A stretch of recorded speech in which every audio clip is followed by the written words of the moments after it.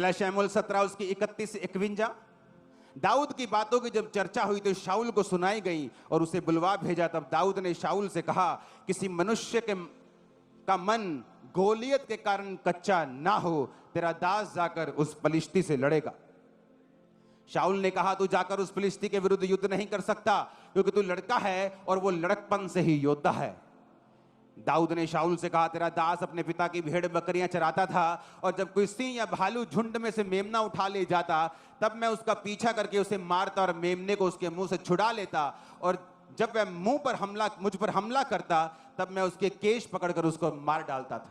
तेरे दास ने सिंह भालू दोनों को मारा है, और यह खतना रहित पलिश्ती उनके समान हो जाएगा, क्योंकि उसने जीवित परमेश्वर की सेना को ललकारा है।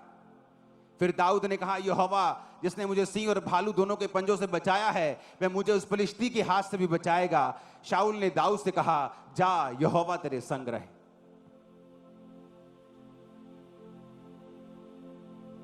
जब गोलियत आपके सामने खड़ा होता है तो वो आपकी मौत के लिए नहीं होता, बल्कि वो आपको मशहूर करने के लिए और विक्टोरियस करने के लिए होता है। आप गोलियत से तब डरें अगर आप शाऊल हैं तो, अगर आप दाऊद हैं तो गोलियत से ना डरें। शाऊल जिसको यह परवाह नहीं थी कि परमेश्वर मेरे बारे में क्या सोचता है, जब शमूएल ने कहा यहोवा ने राज छीन लिया, तो कहता नीचे चल, लोग क्या कहेंगे।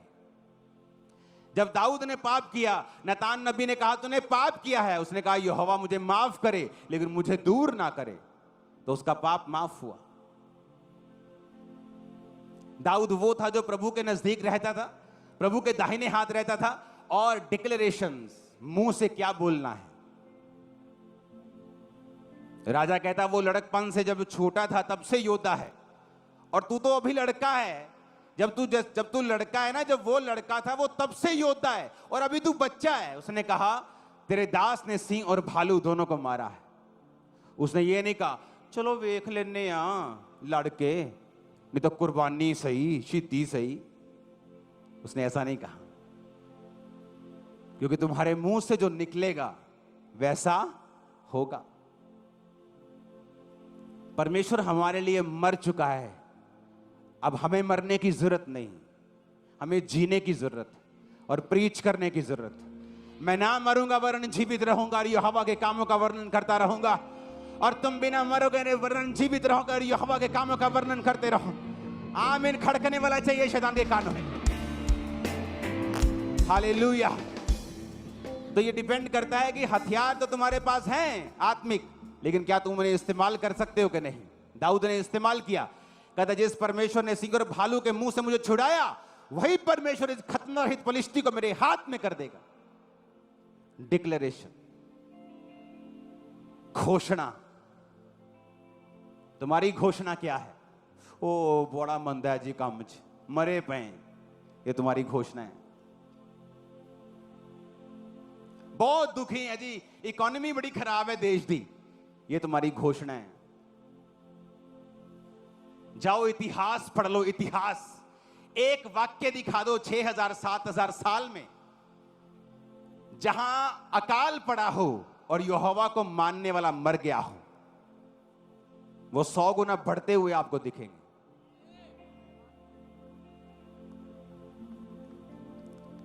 जो परमेश्वर के सच्चे दास और नबी थे, इजाबेल जैसी गंदी रानी कोई नहीं हुई, उनके टाइम पर भी परमेश्वर उन्हें अन्न जल देकर गुफाओं में संभालता रहा है। अहाब जैसा मूर्ख राजा इजराइल में कभी नहीं हुआ। एक तो खुद महामूर्ख, एक पत्नी वैसी, और बाइबल कहती तब भी परमेश्वर के लोगों को नुकसान नहीं कर पाया। तुम्हारी घोषणा क्या है? क्या तुम गोलियत के साइज को देखकर फिर घोषणा कर रहे हो नहीं नहीं जी इन्होंने तो लड़ नहीं सकते असी? शेम आनी, शर्म आनी चाहिए तुम लोगों को। हम यहोवा के लोग हैं।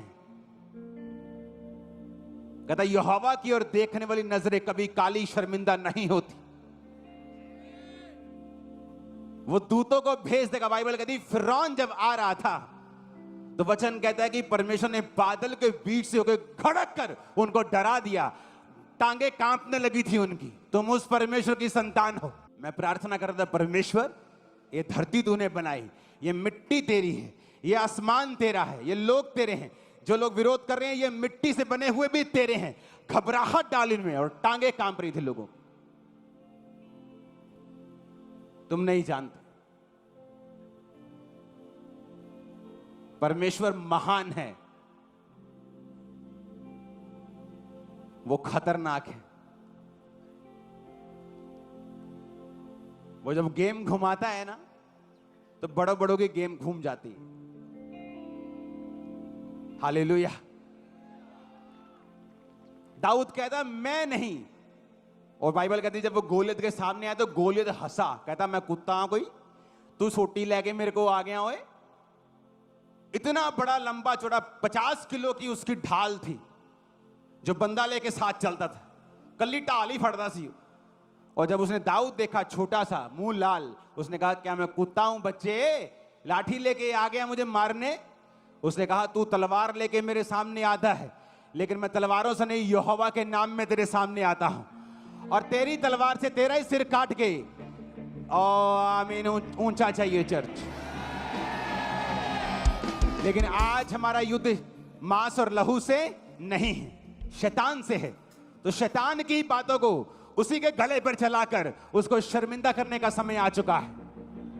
आमीन। परमेश्वर आपको विक्ट्री देने के लिए तैयार है। क्या आप घोषणा करने के लिए तैयार? जब कैंसर रूपी गोलियत आपके सामने खड़ा होता है, तब क्या बोलते हो आप? जब गरीबी रूपी गोलियत आपके सामने खड़ा होता है, तलाक रूपी गोलियत आपके सामने खड़ा होता है, स्ट्रेस रूपी, डिप्रेशन रूपी गोलियत आपके सामने खड़ा होता है, जब आपको मालूम होता है कि संसार में, दुनिया में, मेडिकल साइंस में इसका कोई इलाज नहीं है, जब ऐसी बीमारी आपके सामने खड़ी होती, आपके मुंह से क्या निकलता है ये मायने रखता है। चर्च, ऊंची आवाज में हालेलुया बोलो।